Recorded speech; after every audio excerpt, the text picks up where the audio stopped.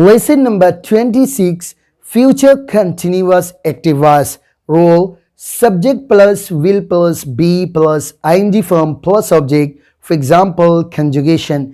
I will be teaching, मैं पढ़ा रहा हूँगा. You will be teaching, तुम पढ़ा रहे होगे. He will be teaching, वो पढ़ा रहा होगा. She will be teaching, वो पढ़ा रही होगी. I will not be teaching, मैं नहीं पढ़ा रहा हूँगा. You will not be teaching, तुम नहीं पढ़ा रहे होगे. He will not be teaching, वो नहीं पढ़ा रहा होगा. She will not be teaching, वो नहीं पढ़ा रही होगी. Will I be teaching, क्या मैं पढ़ा रहा हूँगा. Will you be teaching, क्या तुम पढ़ा रहे होगे. Will he be teaching, क्या वो पढ़ा रहा होगा. Will she be teaching, क्या वो पढ़ा रही होगी. Why will I be teaching, मैं क्यों पढ़ा रहा हूँगा. Why will you be teaching, तुम क्यों पढ़ा रहे होगे. Why will he be teaching, वो क्यों पढ़ा रहा होगा. Why will she be teaching, वो क्यों पढ़ा रही होगी. डियर स्टूडेंट्स, लेसन नंबर 26 से जिन इबारतों को अभी मैंने आपके सामने ज़बानी और हिफ्ज़ सुनाया है, मैं आप सबसे दरख्वास्त करूंगा कि प्लीज़ इन तमाम इबारतों को मेरी किताब मुंतखब अंग्रेज़ी ग्रामर के लेसन नंबर 26 से ज़रूर हिफ्ज़ याद कर लें. हालांकि ये सबक इन्हीं इबारतों पर मुश्तमिल नहीं है बल्कि चंद सफ़हात पर मुश्तमिल है, लेकिन वो तमाम ज़रूरी इबारतें जिसे इस सबक में आपको हिफ्ज़ याद कर लेनी चाहिए उसकी निशानदेही मैंने इस वीडियो क्लिप में किया है. बाकी तफसीली तौर पर सबक को समझने के लिए नेक्स्ट वीडियो क्लिप को बगौर देखें. अस्सलामु अलैकुम व रहमतुल्लाहि व बरकातुहू. How are you, dear students? Are you well? I hope so. This is Khurshid Anwar Qasmi, your online English teacher and trainer. Today in this video lecture, I'm going to explain about a very important grammar lesson. I hope you listen to me carefully and try to understand everything which I'm going to explain on the whiteboard. But before starting the class, I humbly request you that please put out your notebook so that you can write all and everything which I'm gonna explain on the whiteboard. Dear students, मैं खुर्शीद अनवर कासमी आज मैं आपके सामने फिर से एक नए video lecture के साथ हाजिर हुआ हूं. आज के इस वीडियो लेक्चर में मैं इंग्लिश टेंसेस के एक बेहतरीन टेंस पर रोशनी डालने वाला हूं. आपसे दरखास्त करूंगा कि वीडियो देखते वक्त आप किसी कॉपी का जरूर अरेंज करें. कंटेंट को समझाने के लिए जो भी नक्शा मैं व्हाइट बोर्ड पर लिखूं या जो भी इबारतें मैं व्हाइट बोर्ड पर लिखूं, आप उसे अपने कॉपी में जरूर लिख सकें. मुझे उम्मीद है कि आप पूरी तैयारी के साथ इस वीडियो लेक्चर को देख रहे होंगे. तो चलिए अब हम सबक को शुरू करते हैं. आज के इस वीडियो लेक्चर में हम 90 डेज इंग्लिश स्पीकिंग कोर्स के 26th डे यानी 26वें सबक को पढ़ने वाले हैं. आज के इस वीडियो लेक्चर का हमारा मौजू है, हमारा टॉपिक है future continuous tense active voice. आइए आज के इस वीडियो लेक्चर से हम ये सीखेंगे कि what is future continuous tense active voice and when we use future continuous tense active voice. What is the definition of future continuous tense? What is the structure of future continuous tense? And what is the full conjugation of future continuous tense? Everything we will learn in this video lecture. Dear students, I have mentioned your question here. When we use future continuous tense, future continuous tense को हम कब इस्तेमाल करते हैं. I have written English definition on the whiteboard.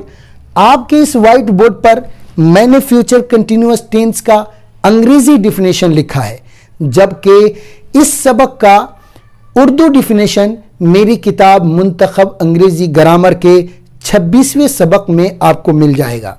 इसलिए मैं आपसे दरखास्त करूंगा कि वीडियो देखते वक्त मेरी किताब मुंतखब अंग्रेजी ग्रामर को भी ज़रूर सामने रखिए ताकि पूरी बात समझ में आए.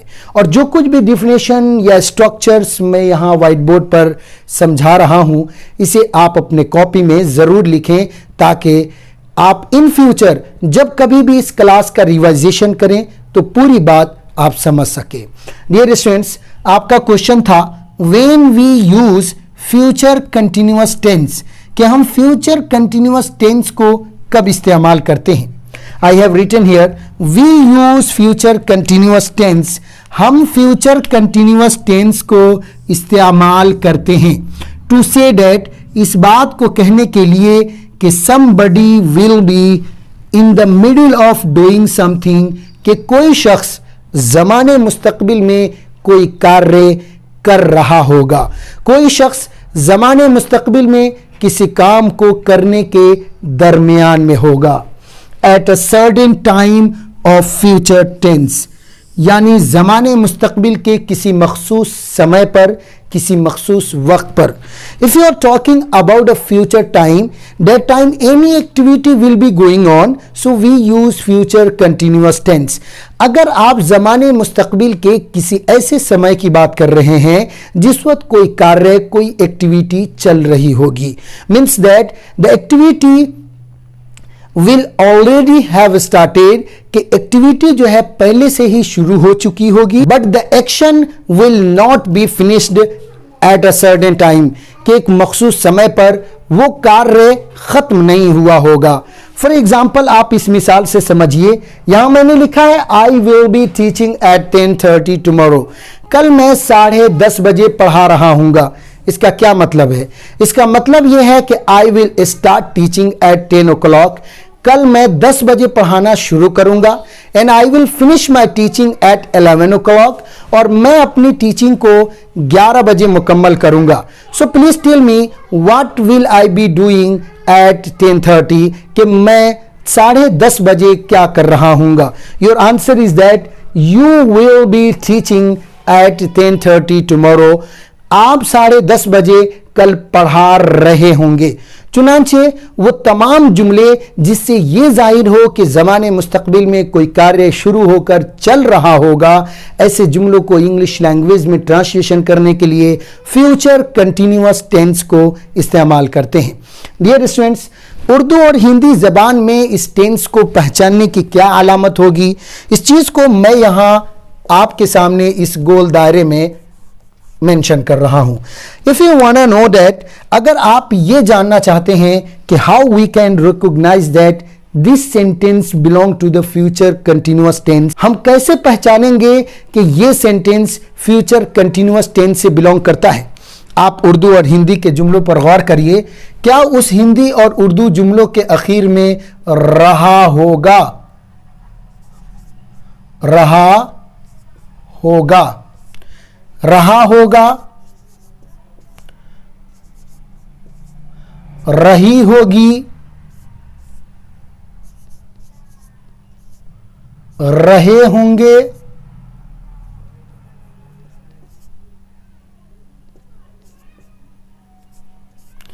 रहा होगा, रही होगी, रहे होंगे पाया जा रहा है कि नहीं। अगर उस जुमले में आप जुमले के अंत पर गौर कीजिए, अगर जुमले में रहा होगा, रही होगी,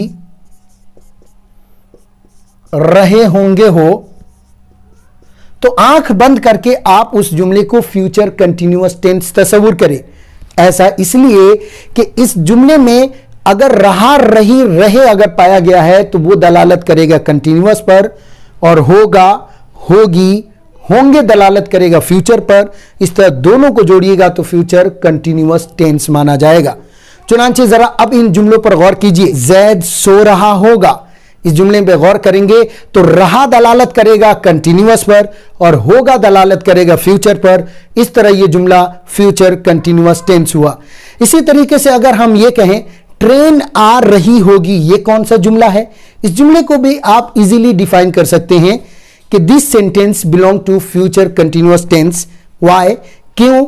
वजह यह है कि इस जुमले में ट्रेन आ रही होगी में रही दलालत किया कंटिन्यूअस पर और होगी दलालत किया फ्यूचर पर। इस तरह दोनों को जोड़ा तो यह फ्यूचर कंटिन्यूअस टेंस हो गया।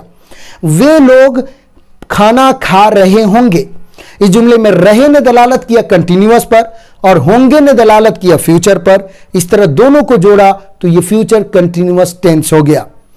ऐसे वो तमाम जुमले जिसमें यह अलामत पाई जाए रहा होगा, रही होगी, रहे होंगे, और यह भी अलामत पाई जाती होगी कि उसके अंदर काम शुरू हो चुका होगा लेकिन अभी वो काम खत्म नहीं हुआ होगा, बल्कि जिस समय की आप बात कर रहे हैं उस वक्त वो कार्य चल रहा होगा, तो ये फ्यूचर कंटिन्यूअस टेंस है।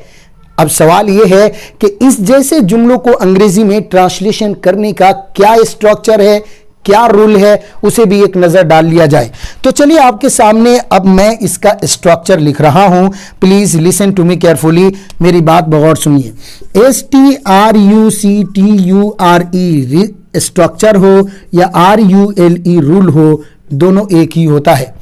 इस क्लास का स्ट्रक्चर बहुत इजी है। किसी भी फ्यूचर कंटिन्यूअस टेंस से ताल्लुक रखने वाले जुमलों के लिए सबसे पहले आपको सब्जेक्ट को ढूंढना होगा। Subject is a first part of the sentence. Subject जुमले का पहला जुज होता है जो सबसे शुरू में प्रयोग किया जाता है। उसके बाद फ्यूचर के मफहूम को अदा करने के लिए dear students you will have to use will and after that you will have to use be, will be, और उसके बाद आपको यूज करना होगा वर्ब का ING फॉर्म।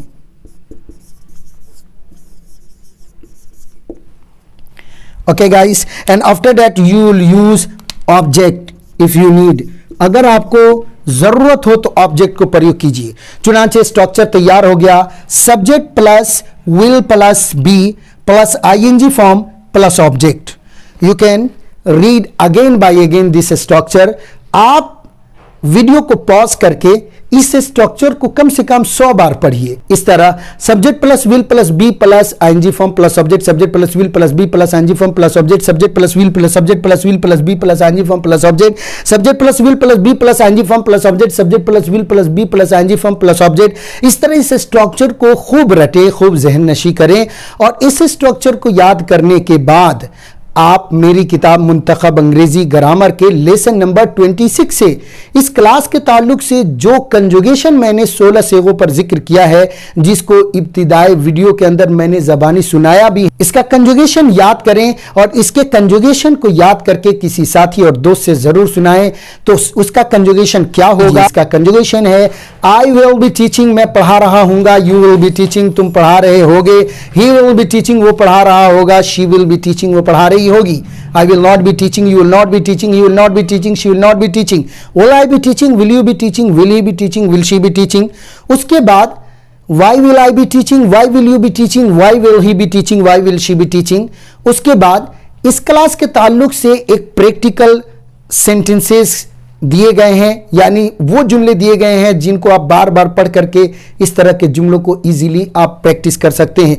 उसके बाद किताब के अंदर तकरीबन 15 से 20 ऐसे जुमले दिए गए हैं जो फ्यूचर कंटिन्यूअस टेंस से बिलोंग करते हैं। उन जुमलों को आपको उर्दू में लिखना है और उसकी अंग्रेजी तर्जमा करना है। अंग्रेजी के जुमलों को उर्दू तर्जमा करके अपने असातिज़ा से चेक कराएं और ये काम आप किताब से करें, क्योंकि सारी बातें मैं इस वीडियो लेक्चर में नहीं जिक्र कर पाऊंगा। इसीलिए वीडियो देखने वाले तालिब इल्मों से मैं दरख्वास्त करूंगा कि आपके पास वीडियो देखते वक्त किताब जरूर होनी चाहिए। डियर स्टूडेंट्स, अब आइए हम फ्यूचर कंटिन्यूअस टेंस से ताल्लुक रखने वाले कुछ जुमलों का अंग्रेजी तर्जमा कर कर देखें। फॉर एग्जाम्पल, अगर मुझे ये कहना है कि वो सो रहा होगा, तो इसकी अंग्रेजी हम कैसे बनाएंगे? सबसे पहले हम वो की अंग्रेजी लाएंगे क्योंकि वो सब्जेक्ट है, चुनांचे बोलेंगे ही, और उसके बाद सर विल, और उसके बाद बी, और स्लीप की अंग्रेजी स्लीप होती है, ING लगा दीजिए, sleeping, he will be sleeping. हम लोग पढ़ रहे होंगे, हम लोगों की अंग्रेजी इसमें सब्जेक्ट हम लोग हैं, सो वी विल बी, और पढ़ने की अंग्रेजी READING, रीडिंग। ट्रेन आ रही होगी, इस जुमले को अगर अंग्रेजी में बनाएं तो सबसे पहले आप द लाइए, the TRAIN, train, will be, the train will be coming. Khurshid sir पढ़ा रहे होंगे, Khurshid sir will be teaching. Dear students, ये तो कुछ एग्जाम्पल्स हैं। इसके ताल्लुक से ज़्यादा आप उर्दू ज़बान के जुमलों को इंग्लिश में तर्जमा कीजिए, किताब से कीजिए और खूब प्रैक्टिस कीजिए। याद रखिए, practice makes a man perfect, nobody perfect in this world. Dear students, आज के इस वीडियो लेक्चर में इतना ही। हमारी मुलाकात फिर किसी नए वीडियो लेक्चर के साथ होगी। स्टूडेंट्स, अगर आप ये वीडियो मेरे YouTube चैनल पर देख रहे हैं तो आपसे दरख्वास्त है कि चैनल को ज़रूर सब्सक्राइब करें और बेल आइकन ज़रूर दबा दें ताकि मेरे हर नई आने वाली वीडियो का नोटिफिकेशन आपको मिलता रहे। और अगर आप मेरी ये वीडियो मेरे IIL ऐप पर देख रहे हैं तो आपसे दरख्वास्त है कि प्लीज़ आप ऐप के लिंक को अपने दोस्तों तक ज़रूर शेयर करें। और अगर आप इस वीडियो को मेरे फेसबुक पेज पर देख रहे हैं तो प्लीज़ आप पेज को ज़रूर लाइक और शेयर करें और लगे रहिए खुर्शीद सर के साथ। इंजॉय कीजिए इंग्लिश लैंग्वेज की और अपने मुस्तकबिल को रोशन कीजिए। हम फिर मिलेंगे एक नेक्स्ट वीडियो के साथ, तब तक के लिए खुदा हाफिज़। अस्सलामु अलैकुम व रहमतुल्लाहि व बरकातहू।